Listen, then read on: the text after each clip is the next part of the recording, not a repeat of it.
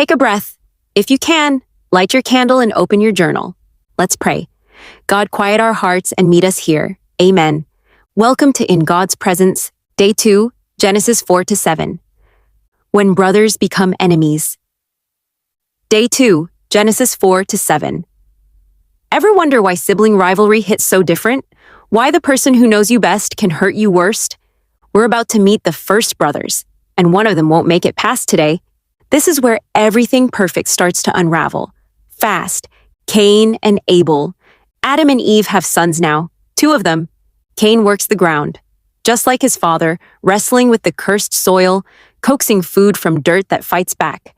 Abel tends sheep, watching, protecting, wandering with the flocks. Time passes, they grow up, and both of them bring offerings to God. Abel brings the best of his flock, the firstborn, fat portions, the kind of sacrifice that costs something. Cain brings some produce, fruit of the ground. We don't know if it's his best or just what was available. God looks at Abel's offering and accepts it. He looks at Cain's offering and doesn't. We're not told exactly why, but Cain knows, and it wrecks him. His face falls. Anger burns hot in his chest, and God sees it. Why are you angry? God asks. If you do what's right, won't you be accepted? But if you refuse to do right, sin is crouching at your door. It wants to control you, but you must master it. It's a warning, a chance. Choose right, Cain. Don't let this consume you. Cain doesn't listen. Hey, Abel, he says, let's go out to the field. And in that field, away from witnesses, Cain attacks his brother. Abel doesn't see it coming. The hands that should protect him, his own brother's hands, kill him instead. Blood soaks into the ground. The same ground that drank their parents' shame now drinks Abel's life. Cain stands there, breathing hard, and then God's voice cuts through the silence. Where is your brother?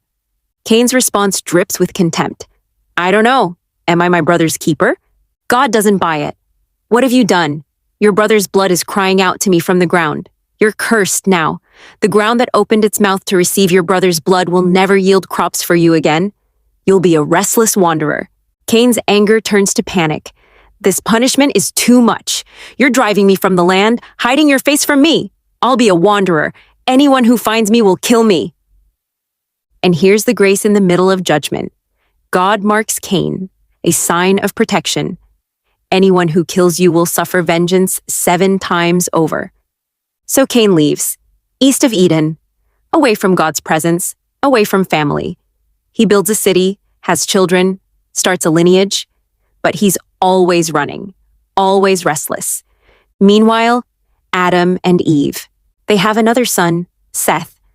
God has granted me another child in place of Abel, Eve says, because Abel's gone and Cain's as good as dead to them. Seth grows up, has a son named Enosh, and it's during this time that people begin to call on the name of the Lord.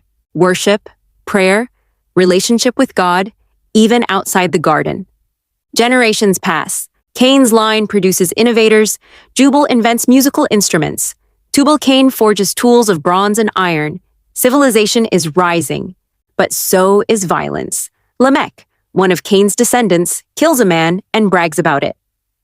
If Cain is avenged 7 times, then Lamech 77 times. It's getting worse. Seth's line, though? They walk with God. Enoch walks so closely with God that one day he just doesn't die. God takes him, gone, translated, the first person to skip death entirely. But overall, humanity is spiraling. The corruption. By Genesis 6, it's bad, really bad.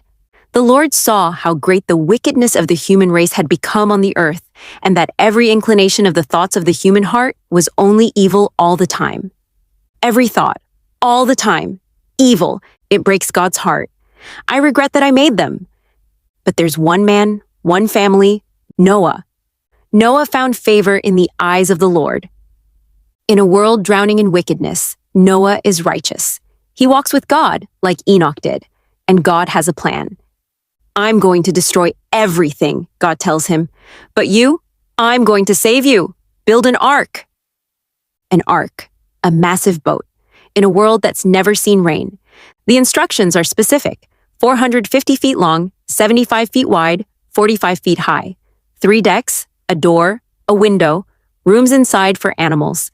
Bring 2 of every living creature, male and female, birds, livestock, creatures that move along the ground. Keep them alive with you and gather food for everyone. Noah's 600 years old, and he does exactly what God says. He builds. For decades, he builds. While the world mocks, while violence escalates, while every day confirms God's decision. And finally, it's ready. Go into the ark, God says. You and your whole family. Take the animals. 7 days from now, I'm going to send rain. 40 days and 40 nights.